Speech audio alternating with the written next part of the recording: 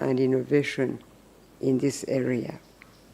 The Huawei Seeds for the Future program was launched in Uganda in 2016 through the influence of President Museveni, with the aim of developing young local ICT talent.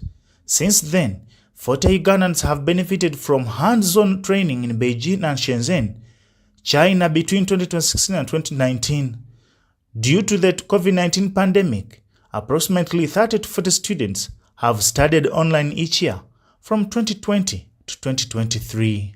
Ambassador Zhang Lingjong said that under the strategic guidance of President Xi Jinping and President Museveni, the relationship between China and Uganda has made significant progress. Huawei Uganda has really set a very good example for Chinese companies in Uganda, who not only look for profits for themselves, but also look for win-win results by giving back to the local community and its young generation. I believe today's flag off will lead and motivate the Ugandan youth talents to great success in the competition in Shenzhen of China. There we go. Flag off is happening right now. Thank you so much, Mama. Reporting for UBC, Baguma William. Now, the 5-day National Nutrition Forum 2024 has ended in Kampala, with different stakeholders pledging commitment and action to fight malnutrition. The third Deputy Prime Minister, Ruhakana Kadama, represented the Prime Minister, Robina Nabanja, and urged stakeholders to scale up nutrition projects in order to reach the vulnerable population. Let's hear more in this report. The third National Nutrition Forum 2024 held on the theme Unlocking Nutritionist Potential, Accelerating Multi-Sectoral Actions and Strategic Investments for Enhanced Nutrition Security has concluded with a consensus that malnutrition is still one of the biggest challenges the country is facing. Different stakeholders pledged commitments and actions geared at fighting malnutrition. Technical support to tackle the additional vulnerabilities identified during the forum, including food insecurity and malnutrition among refugees, the impact of climate change on malnutrition, particularly in Karamoja sub-region. You find that there is a malnourished mother that gives birth to a malnourished child, that forms a population of malnourished people, and again they become malnourished parents that give birth to malnourished children, and on and on. So we need to break this cycle to ensure that we are investing in the right nutritional strategies. Attitude, as somebody mentioned earlier, is also a very big challenge. We need our populations to adhere to food standards so that we can be able to get better nutrition. The third Deputy Prime Minister, Ruhakana Kadama, represented the Prime Minister, Robina Nabanja, and emphasized that nutrition programs need to be prioritized in the national development plans and urged different actors to collaborate in ensuring that nutrition projects reach the vulnerable population. I call upon our nutrition researchers and academicians to generate cutting-edge knowledge that will inform our efforts and ensure that our national nutrition agenda is evidence-based. The line ministries also committed to working with different stakeholders to ensure that the challenge of malnutrition is addressed. Some of the challenges, I think, that have been raised, particularly by the nutritionists, I think are going to be given attention so that this whole endeavor does not go to waste, but it is strengthened, and finally we have in the end a very healthy and well-developed population, which is very, very crucial towards the development of the country. Food and nutrition security concerns are mainstreamed in economic empowerment and social protection programs, including social assistance grant for empowerment, SAGE, targeting the population aged 80 80 years and above. Social enterprises grant for older person, SIGOP, targeting a population of 60 to 79 years. The forum came up with various recommendations, among them the need to address low uptake of biofortified crop varieties and expediting the review of the Uganda food and nutrition policy to guide programming. Diana Kute, UBC. Thank you very much there, Diana Kuti. Now over to Kasese. Former Minister for Defense, Dr. Crispus Kiyonga in Kasese district is there to assess the magnitude of the destruction caused by the heavy rains that hit Kasese district. Now, during the assessment, Dr. Crispus Kiyonga asked people living in disaster-prone areas to vacate immediately, as we hear more in this report. The former Minister of Defense, Dr. Crispus Kiyonga, has advised communities that live in the disaster-prone areas around Mountain Rwenzori in Kasese district to vacate for a meantime to avoid the unforeseen disasters. Living in the mountains is not sustainable. That mountain is friable, is very vulnerable, and every now and then we'll get those calamities. This was during an assessment visit by Dr. Kiyonga of the disaster-affected areas in Kasese district, where different infrastructure, including bridges, roads and other properties were washed away and over 15 lives lost. The road that is leading to Kilembe is almost breaking, and this water you're seeing, it is continuing down below Kitagata. And there are some crops, the sugar canes, that have also been eroded, that have been taken. Kasese district is among the districts that are still prone to flooding if the rains continue. Dr. Crispus Kiyonga called for urgent response from the Line Ministry of Disaster and Preparedness to curb further calamities. But once people have education, they get alternative employment, they will leave the mountains and leave gardens, their forests. In a related development, at least 9 people have been injured and several families displaced in Kagadi district following the heavy hailstorm that hit 5 villages of Mpefu sub-county on Lake Albert Shores. Prime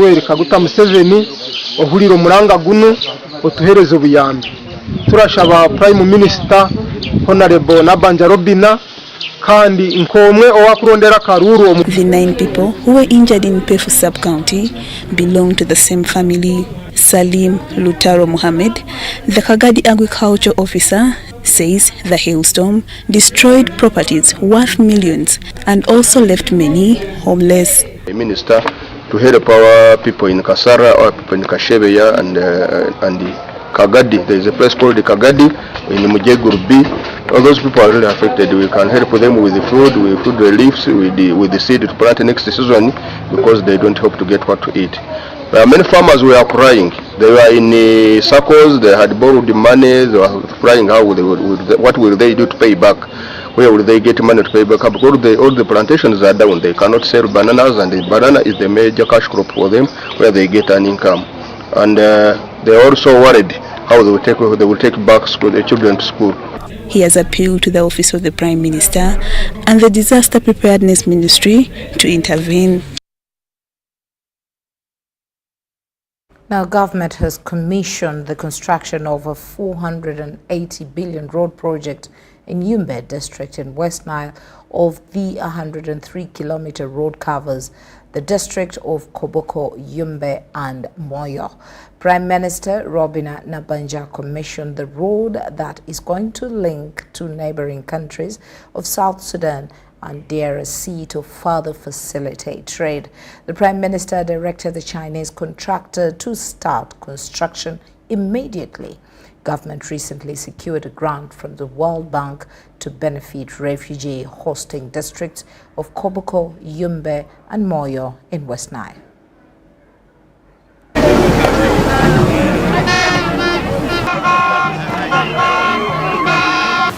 To officially commission the construction of Koboko, Yumbe up to Moyo Road.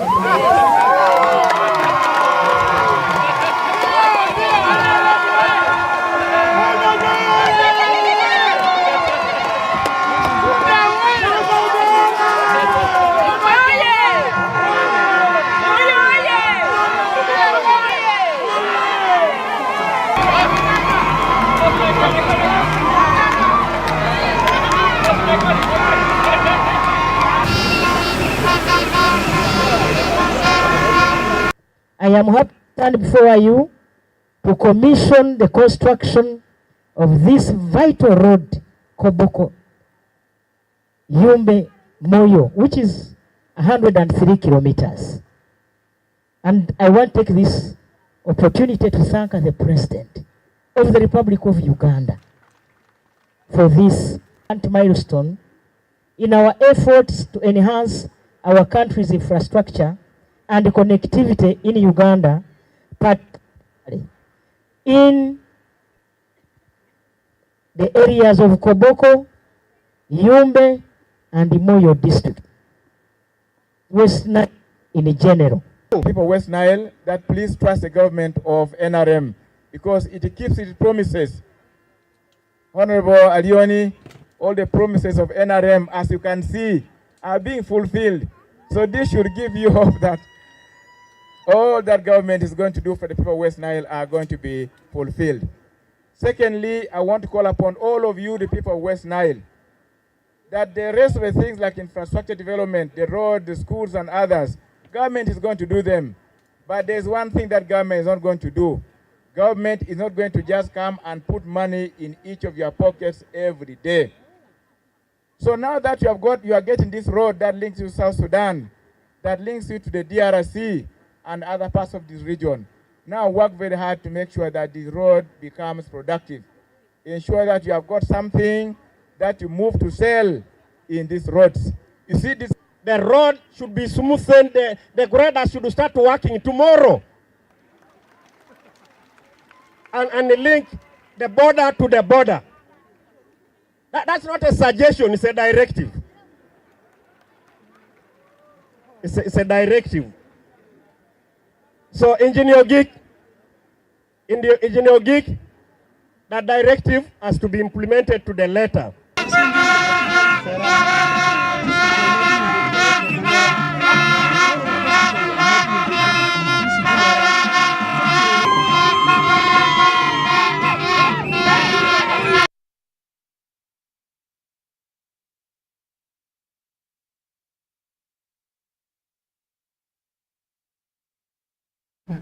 Now, fishermen and landing sites around Lake Edward have reported the emergency of illegal fishing on the lake by the Congolese fishermen.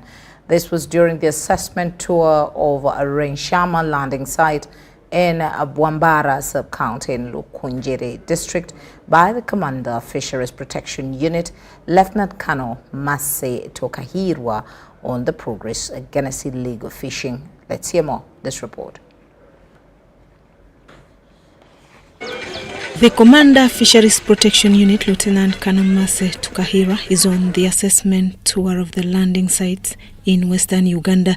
During her tour of Renshema landing site in Bwambara sub-county, Rukunjiri district, Lieutenant Mase had an interaction with the fishermen on the fight against illegal fishing.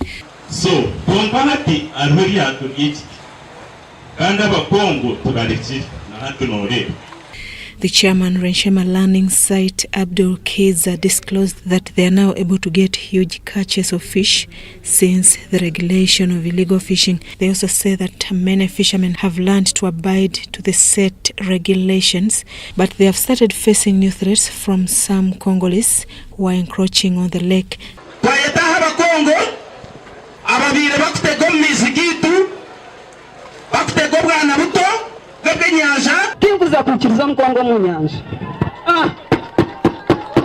The sector commander Fisheries Protection Unit in charge of Lake George and Kazinga Channel, Lieutenant Atim Mbazira, reported the problems arising from encroachment of boundaries by the Congolese.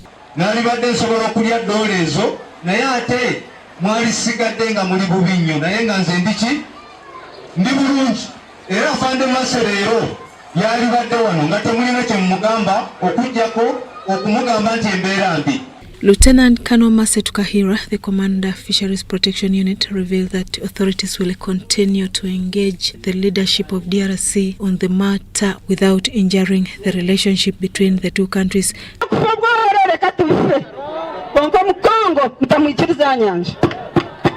However, she applauded the fishermen for abiding to protect the waters. Now, public servants continue to disrespect the law on access to information, hiding under the oath of secrecy sworn on assuming office, which communications and advocacy specialists at Africa Freedom of Information Center. Parliamentary Press Association has held its first press plenary this year, where it interacted with officials from the Center for Policy Analysis, Africa Freedom of Information Center, the founder of Track FM, and Huawei non-government organization. Journalists do not have the funds and the time sometimes to back up all their stories with very hard, well-researched evidence, because there's just no time for it. So once again, we are in this space where we specialize in that area. We specialize in collecting data, in collecting public opinion. The president of UPA, Samuel Ibanda Mugabe, said such platforms to practicing media personalities an opportunity to speak about challenges affecting the profession. Timothy Chimunges, the director, Parliament Watch, said the space media is shrinking, a matter he attributed to the tilting political landscape against the press and limited to spur innovations in the media industry. However, the lead Communications Africa Freedom of Information Center, Maria Lakel, encouraged journalists to demand for public information using the Access to Information Act, despite the defiant public servants who hide under the oath of secrecy, sworn to hide information. But personally, I would say, it's not that we are interested in that kind of information, but that's what we are getting. What should we do? Like, that's what is on, that's what is available. If there is a willing citizen willing to go the long process of, getting real cream information using the law, then trust me, the public will be interested. Marina Nyanzi from Twaweza, East Africa, urged journalists to back up their reports with data-based evidence. A program that is called data journalism, and we've also extended a bit of that to SEPA. We try to encourage media to utilize evidence in their reporting. And then we have a little token that we give to the individuals that cover stories that utilize evidence, because we are trying to encourage use of evidence in everything. That data has showed us in the past that it's about 7 out of 10 that don't know how the local government structure works. So how do we get those programs to be more meaningful to the citizens? And we use data to understand those challenges. Members of Parliament who attended the press plenary raised issues of lack of facilitation to journalists by their media houses to go to the field, free press being an ingredient to a democratic dispensation, and corruption within the Fourth Estate, citing journalists who compromise their ethics to receive bribes. I'm Navka Farida and Gloria Gwetabenji. Now, a section of Banyarwanda Ugandan citizens who claim to have been born in Uganda continue to push for a fair treatment following the tabling of their petition before the Parliamentary Committee of Defense and Internal Affairs. According to the committee chairperson Wilson Kagwenje, the matters will be comprehensively studied and addressed before tabling them on the floor of Parliament. If we just entered, you are welcome. That's Honorable Nyonsaba. We are discussing this, and that's why my first question was, we know we are talking to Ugandans, right? Absolutely. So let us not bring in any other nationality outside. That would be beyond our mandate. We are here to provide for the rights of Ugandans. Some of the members seated here, yes, they have physical national IDs, but at the NILA center, they are deactivated. You carry national ID. The moment you enter a bank will refer you to NILA. You have the hard copy, but the soft copy, zero. You enter an MTN outlet, you want to make an additional SIM card, they will refer you to NILA. Unfortunately, you have to go to NILA. The moment you go to NILA, they will tell you you are not a Ugandan. We suffered similar problem in my district in Napak. We have three different communities in one. So we are battling that. But that's the question we keep asking the people. Where is your loyalty? For as long as it is here, there is no question. You belong. There is no question. In fact, then this case will be simpler. But I'm happy that you have particularized the petition to individual complaints. I assure you, we shall put these individual complaints to the concerned authorities. When you apply for a passport, before you go for an interview, you are required to pay money. And usually, an ordinary passport, I think it's 250,000 Uganda shillings. When you are denied a passport, that money is not refunded to you. Actually, we are not demanding for that refund. We want our people issued passports. Another thing, 80% of our people who are denied passports, they don't intend to go to South Africa, to Dubai, or to Germany for luxury. These are young girls and young boys who go to Dubai or other countries for green pastures. That you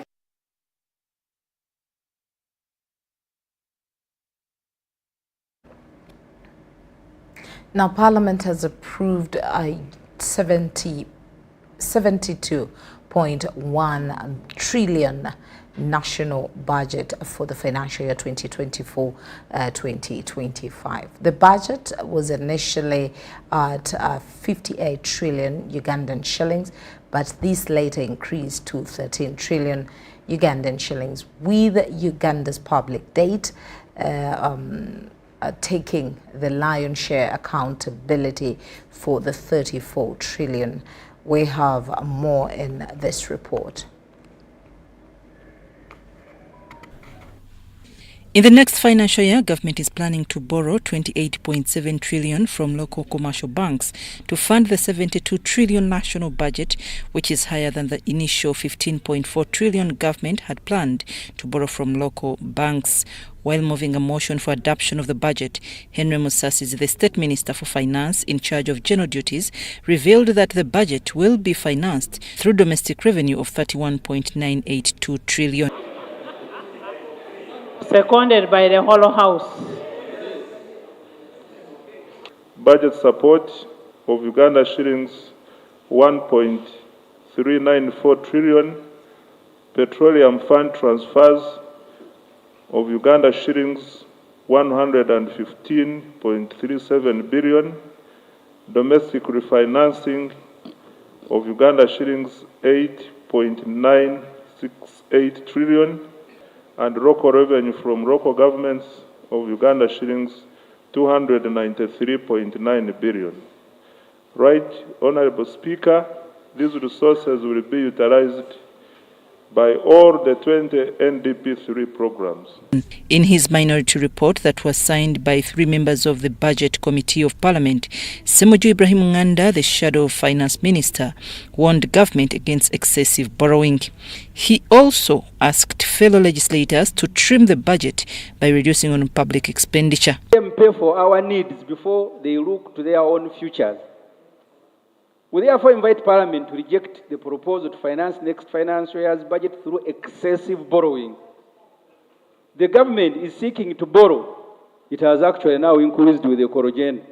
The estimates referred to the committee, they were seeking to borrow 25.5 trillion to finance the budget, which represents 43% of the total resource envelope. Please take note, the Corogen now has put debt servicing at 34 trillion.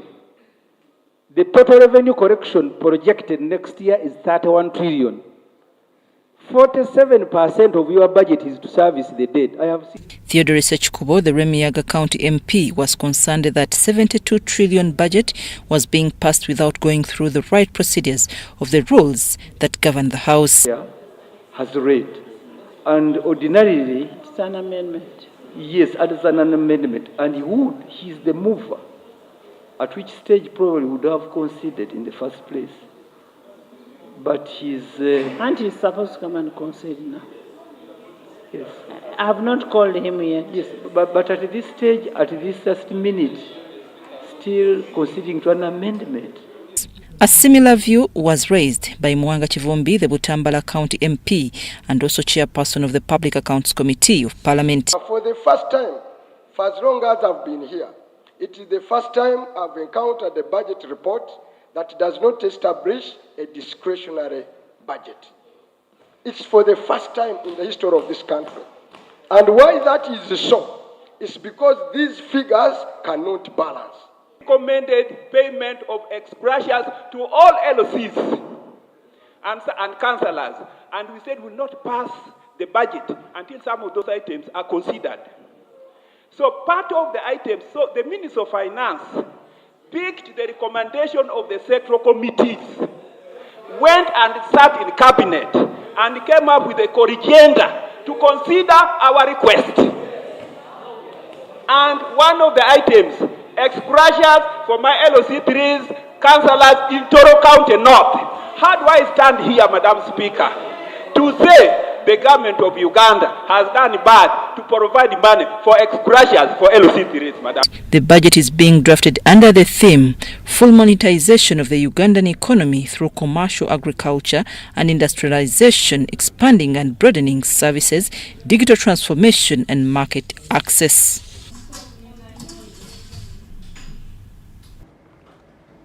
Now, the people and leaders of Serere district in Teso sub-region, Eastern Uganda, have welcomed the 1 billion shilling annual initiative for upgrading district roads. Now, the acting district engineer, Simon Peter Meso, says 3 roads have successfully been upgraded, with 2 more expected before the end of the current financial year.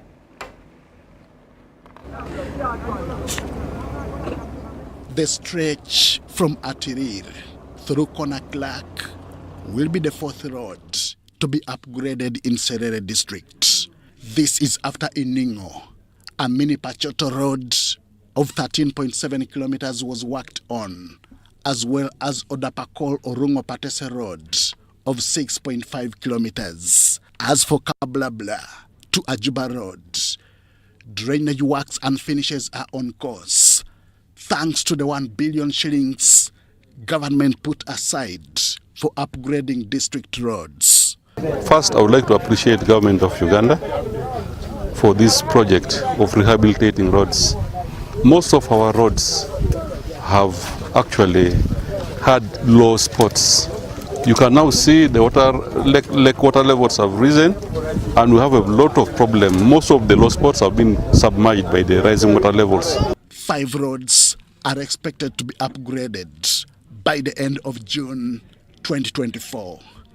Helen Adoa, the District Woman Member of Parliament Serere, has broken the ground for the construction of the 4th road. They have been suffering, going to the hospital, they are suffering because they don't have a health center 2 nearby or health center 3 nearby. So I am so happy, and my appreciation to His Excellency the President and the Parliament of Uganda. And by doing this, rehabilitating these roads, we have actually addressed the issue of the low spots that are existing in some of these roads. This was part of the monthly barazas, this time held at Kasilo Town Council. Successful women groups were lauded for holding on to Adoa's 2016 vision on village wealth creation journey. I decided to give women money per village. Some villages I gave 200, others I gave 100. But today, I am so impressed that Apollini village was able to utilize and save and manage that 100,000. They put into practice what they were oriented into, and the rest is history. According to them, they sat and bought 2 piglets, and they also added money for the 3rd piglet. And the piglets produced 3 cows, and 3 cows have now reached 10. Unfortunately, 1 died. Now there are 9 cows here. They also started saving goats, and today they have 15 sheep. This is the same commitment that she wants to see locals put on government programs. This is what His Excellency is talking about, household incomes.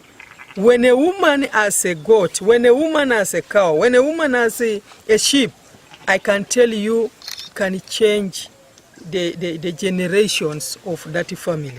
Serere being one of the fishing districts of Uganda, emphasis is also being put on fisheries for improved livelihood. Henry Okrut, UBC. The Uganda Coffee Development Authority officials from Presidential CEO Forum led by Irene Birungi Mugisha and Uganda Coffee Promotions Board visited and held talks with coffee farmers on emerging issues affecting the subsector. Northern region is known for growing seasonal crops which have not improved the earnings of farmers. UCDA, in collaboration with the Presidential CEO Forum, has embarked on sensitizing people from this region to practice coffee farming. Among the farmers that have been visited is Loro Cooperative, where farmers have coffee processing machine but have no power that hinders progress. Tony Onga, the chairperson of the cooperative, says more about this. Unfortunately, this machine was brought to us, it's now 2 years ago. We have no power supply and we cannot operate. This has costed us. I want to appeal to prospective farmers, please. There is money in this thing. Coffee is manageable. It's not a difficult thing. You can see the coffee is bearing well because I've done the recommended husbandry practices. The district chairpersons of Oyamo and Omoro pledged support to boost coffee farming in Acholi. I've seen the 2 acres, and we have a number of coffee farmers in this district. It is unfortunate that the coffee machine that are given to us is non-functional. It's non-functional because it is not connected to the national grid. Connecting to the national grid is about 1.5 kilometers long. That needs nearly 110 million ceiling, according to the local engineer. The value addition, it is a very big challenge. As a district, we have made a number of engagements with key stakeholders and people in government, and we have requested for coffee ala, the coffee processing machine, so that the value chain of coffee production within the district is complete. The CEO of Presidential CEO Forum, Irene Mugisha Birungi, says in this visit it has been discovered that coffee does well in Acholi. Is coffee going to be one of those crops that will allow them to get out of poverty? I believe so. The testimonies are amazing. Amazing from one farmer to another. In Paidong, as you've mentioned, we just got to tour one of the farmers who have 27 acres. These are 27 acres. 22 of these are coffee, and he just started last year. And this is a person who is also growing coffee without any fertilizers, but just being supported by the seedlings. Now, the concern of seedlings, that is something that government, through Ministry of Agriculture, that will be able to support UCDA, that is Uganda Coffee Development Authority, to continuously support them with this.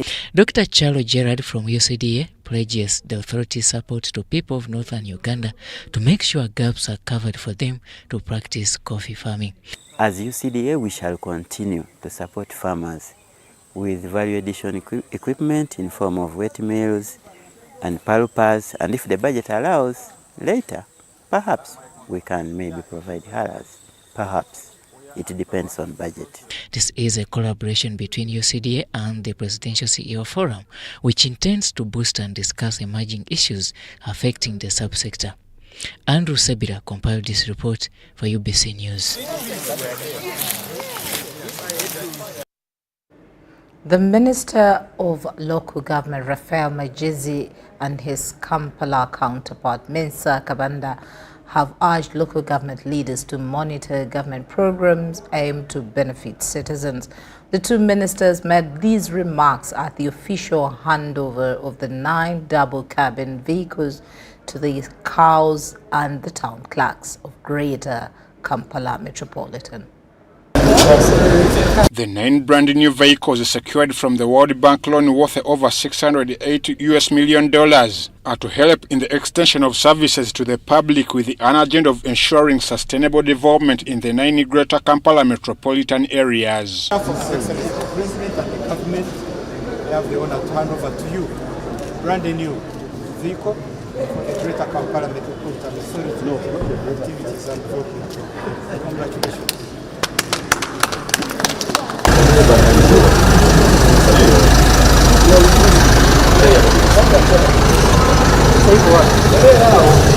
The benefiting areas include Mukono, PG, Wakiso, Entebbe, as well as municipalities await face uplift, just like Kampala, which has received great emphasis over time. I am happy that this project, which was initiated by His Excellency the President, is now taking root. And we want to thank the World Bank. They are the ones providing the funds. As a loan, when water is flowing from Kampala to Boyogere, you can't stop it. You can't say, Mr. Water, you have now reached the boundary, you stop there. No. So we must make sure that the drainage is interconnected. The roads are interconnected. The markets in Kampala serve the hinterland. And so the focus of Greater Kampala Metropolitan Area Program is about physical planning. Infrastructure development has been mostly registered in Kampala, with its neighboring areas not given much attention. But the Minister of Local Government, Rafael Majazi, says the narrative will change with the Greater Kampala Metropolitan Urban Development Program. The project is within the framework of the Vision 2040, the UN, the National Development Plan, the SDGs, and then the manifesto of the NRM government. So they are not vehicles to ferry charcoal. They are not vehicles to go to our farms. They are vehicles for political and technical supervision of this program. And that's why we said, yes, we are handing it over to the COWL, the town clerk, because they are the custodians of our assets. And immediately they should report to the executive committee, the political leadership, so that the entire country is aware that we have started a very serious program. Kampala Minister Minsa Kabanda says it is time for citizens to get involved directly in service delivery rather than hiring foreign companies. The community of Greater Kampala Metropolitan beneficiaries, because we are going to work on their roads, we are going to work on their schools, the hospitals, the markets, and so many other things we are going to work on as Kampala, as the project. The Undersecretary in the Office of the President, Monica Edemachu Ejau, said the project launched in 2016 is to help reduce traffic congestion, among other concerns. This program is implemented on a program for results, financing modality, meaning you must meet some minimum conditions and performance measures. We have had a lot of complaints about good roads. We have better roads. We have workspaces that can enable people work and improve their livelihood. And even as we develop these roads, we know that the income of the people will improve. The 9 vehicles were purchased with a loan from the World Bank. Ivan Juko and Stephen Kalisia for UBC. The Uganda National Oil Company, UNOC, is wholly owned by the government of Uganda and was established to safeguard and promote Uganda's commercial interests in the petroleum sector. UNOC has 2 subsidiaries, the Uganda Refinery Holding Company, URHC, which will hold a 40% stake in the 60,000 barrel per day refinery and manage the development of Kabalega Industrial Park, and the National Pipeline Company Limited, NPC, in charge of pipelines, storage, and downstream business ventures. This subsidiary holds 15% interest in the East African Crude Oil Pipeline, EACOP. EACOP is a 1,445-kilometer long pipeline that will transport crude oil through 10 districts in Uganda to the port of Tanga in Tanzania. UNOC is also actively engaged in crude oil exploration, development, and production activities, and its participation role includes a 15% stake in the Tilenga, Moya, and Bilisa, and Kingfisher development projects, Chikure. UNOC also holds the exploration license for Kasuruban Block in Hoima, Bilisa, and Masindi. UNOC currently owns and manages the Ginger Storage Terminal and will build a 320 million litre capacity terminal in MPG called the Kampala Storage Terminal. At UNOC, we're harnessing the potential of Uganda's petroleum resources, forging a sustainable future and preserving the natural beauty of Uganda. UNOC, your partner in Uganda's oil and gas industry.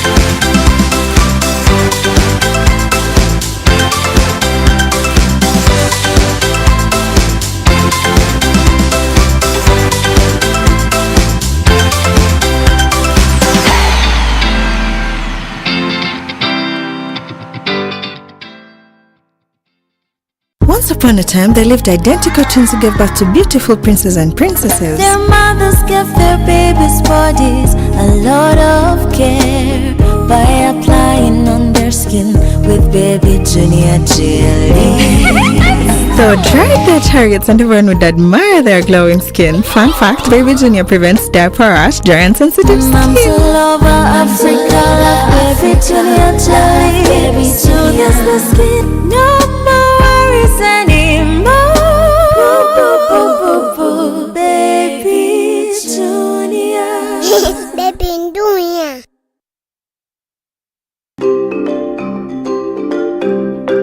Fellow countrymen and women, especially the Bazukuru, as we work towards realizing Uganda's Vision 2040, it is important that we plan based on accurate information about our people and our resources. I therefore would like to announce the 6th National Population and Housing Census that will start on the 10th of May 2024. The information from the National Population and Housing Census will support government, the private sector, cultural and religious institutions, civil society, and development partners in service delivery. It will also provide the basis for planning the provision of social services such as education, health, and transport, among many others, at the national and local levels. When data collectors or enumerators come to your home during the census, please avail yourselves and provide them with honest answers to their questions. This is in order to enable them to process the most accurate information about you, your household, institutions, and community. I therefore call upon all political, cultural, and religious leaders, private sector players, civil society, the media, and the institutions of the government to support this key national program. The successful execution of this census will influence the well-being of all Ugandans and progress the country towards the desired socio-economic transformation. I wish you all a successful census for God and my country.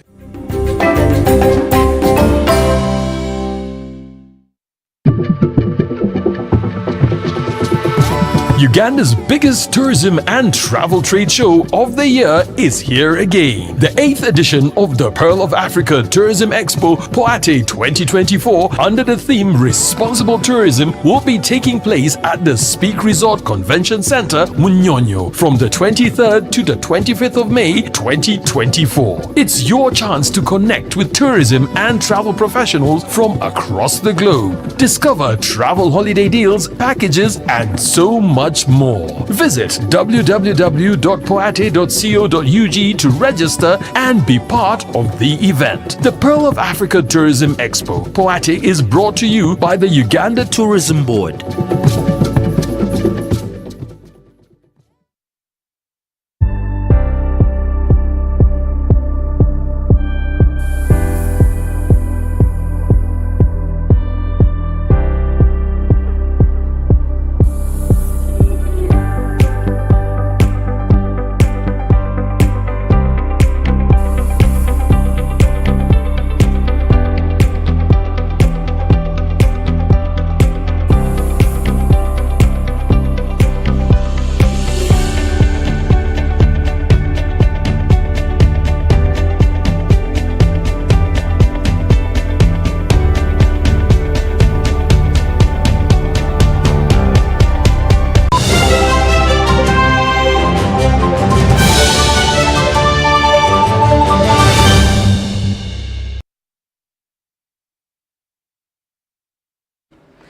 Welcome to the world of business, where Uganda cannot afford to move slowly in acceptance of the new technology, says Dr. Chris Baryomonsi, the Minister for ICT.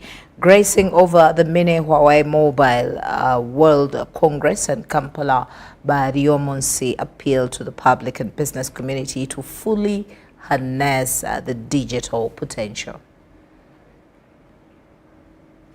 African countries have a unique opportunity to harness the power of the digital technology to drive economic growth, social progress and innovation, says Dr. Crispus Kiyonga, the Minister of ICT and National Guidance. Automation of government services. Want to move to fully connected, fully automated services. What I mean is that you see like payment now is fully digital. There are days maybe you are still young when they would fly cash to districts to go and pay salaries. You put the money and they carry it to districts. But now, by a touch of a button, you are able to process payments and people get their salaries on their accounts. At the Huawei Mini Mobile World Congress held in Kampala, the relevance of exploiting the digital potential was emphasized. These technologies have their own consequences, so we must prepare ourselves and have policies in place, legislation, laws in place, first of all to facilitate how these technologies can help us, but also to address the downside. By organizing this conference, Huawei Technologies is showcasing new technologies and encouraging the business community and government to be at the forefront of change. So Huawei is very cognizant of the market dynamics. So we have what we call a channel distribution method where we work with our partners, and the partners basically help us to position our solutions to our customers. So the audience that we invited here not only spans from our end customers, but also our partners who are very committed to selling the Huawei solutions. During the MWC Barcelona 2024, Huawei hosted an innovation release ceremony themed AI Empowers Connections and Computing. Mobile World Congress in Barcelona, Spain is an annual trade show dedicated to the mobile communications industry. And we believe that the solutions that we showcased in Barcelona will benefit the citizens of Uganda and the country at large. So today, basically, our focus was to showcase our state-of-the-art solutions that basically comprise of digital networking, storage, and every element that consists that. Dennis Igoa for UBC News.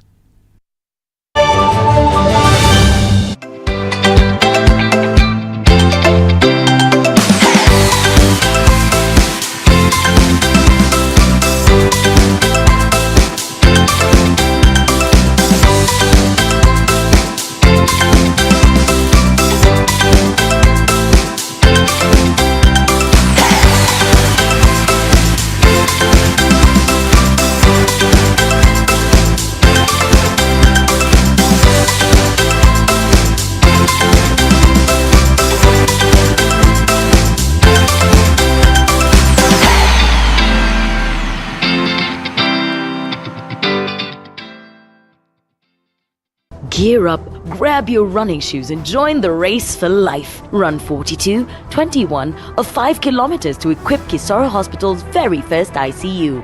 Then, after the finish line, groove all night at the ultimate dance showdown with DJs and performers from Uganda and Kigali. Secure your sport at virungamountainmarathon.org and be a part of history. Save the date, June 1st, 2024 at Shaza Ground, Kisoro Town. Race for a cause. Run for life. We've hit refresh with Castle Light. A premium new look.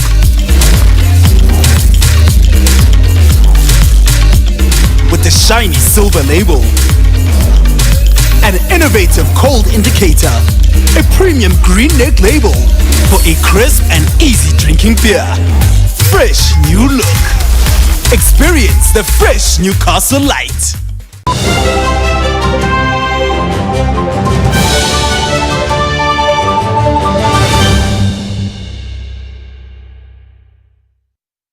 And into sports. Well, now the Sagewood Cup has entered its second day with action at Northview Hotel. Let's hear more in this report. time we arrived at Nob View Hotel in Ntinda, players were contesting round 3. In the ladies category, woman candidate master Shakira Mpaire faced Hannah Zion Maweje, with the two settling for a draw. I've played 2 tournaments so far, the Rapid over the weekend, last week, and then this tournament as well. So I have 2.5 out of 3, and I'm feeling very good about it, and I'm feeling very confident that I'm going to perform very well. Though I'm using this one as a training for my international games that are coming up. Shiba Valentine Naisanga lost her game to pre-tournament favourite Penina Nakabo, but is optimistic she will recover and finish on the podium. The games get harder as the rounds, increase, but hopefully the training I put in and the devotion pays off. In the men's category, International Master Arthur Segwanyi and FIDE Master Haruna Nsubga negotiated their round 3 games, but FIDE Master Bob Bibasa fell to Jimmy Barewa. So far things haven't gone according to plan. I lost my 3rd round in a very painful way after dominating a little known Barewa Jimmy, but because I kind of underestimated him and I relaxed in a winning position and I fell for his cheap tactic and I lost. The Sagewood Cup has revealed spirited performances from youngsters highlighted by woman candidate master Sana Omprakash, who chose to play in the open category. Other teenagers that were impressive after 3 rounds included Caroline Nabidi, Hannah Zion Maweje, Sarah Nakariowa, Hailey Neo Michelle, and Patience Atela. The Sagewood Chess Cup continues on Saturday with round 5 and 6 for the Open and Ladies, while the juniors enter the fray.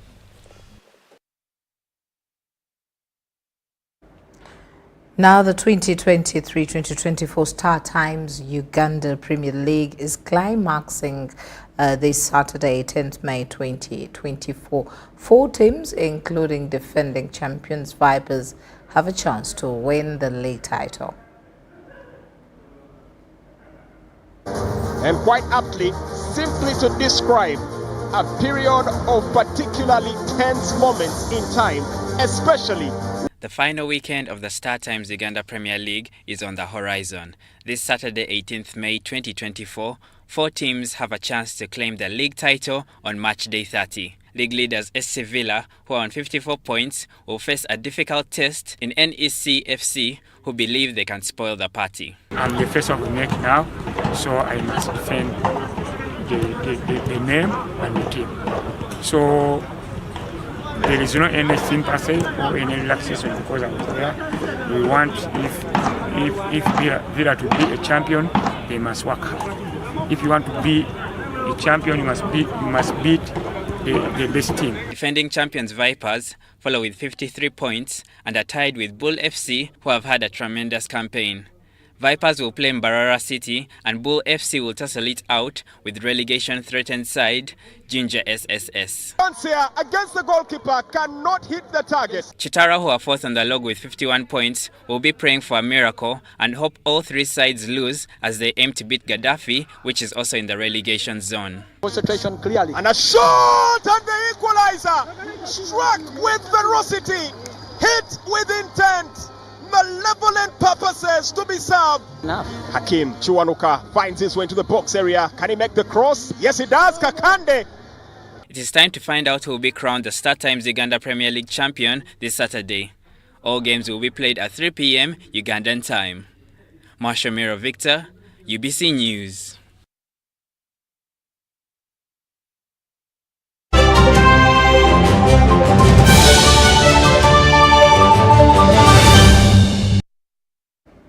That's it from us. Thank you so much for choosing us. My name is Patricia Lukoma Mpango, and Mugalu Mohammed is with us and has been with us on sign language. As we sign out, we'll leave you with the weather forecast presented by Jasper Aineviona. Let's meet again at 10 o'clock. Time of the day when we bring you up our daily weather reports from National Meteorological Center here in Entebbe. I'm called Jasper Ainebina. Most parts of the country have been having a reduction in the rains, but the good news is that the rain belt has retreated towards our country, and therefore we are likely to have enhanced rains in different parts of the country. Tomorrow morning we are anticipating light thunder rains across Kampala and Nakasongola. Light rains will be expected, and for the eastern parts of the country we are anticipating, western parts of the country we are anticipating light rains across Mbara, and the rest we are anticipating partly cloudy conditions, while Masindi light rains will be expected. As we continue to the eastern parts of the country, still in the morning we are anticipating light rains across Jinja, Toru, while Soti partly cloudy conditions will be expected. Northern parts of the country we are anticipating partly cloudy conditions that are likely to prevail the whole day, and later in the afternoon we are likely to have Kampala light rains 28 degrees Celsius, and in Nakasongola light thunder rains will be expected with a high of 31 degrees Celsius. As we continue to the western parts of the country in the afternoon we are anticipating light rains, and temperatures will be around 27 degrees Celsius, and later in Kigezi Highlands we are anticipating light rains with a high of 25 degrees Celsius. For Jinja, the same conditions, light rains will be expected and temperatures will be around the 30s, and in Soti light thunder rains will be expected. For the northern stretch we are anticipating light rains that are likely to prevail the entire region, and temperatures will be around 30 to 31 degrees Celsius in different parts. Those that are likely to travel to different parts of the country, we are anticipating Nairobi to have light rains and temperatures will be around 26 degrees Celsius. For London, partly cloudy conditions will be expected and temperatures will be around 21 degrees Celsius, and for Cairo sunny intervals 40 degrees Celsius, and while Dubai it will be hot with a high of 38 degrees Celsius. Thank you so much for watching our daily weather forecast. You can always visit our website. Good evening.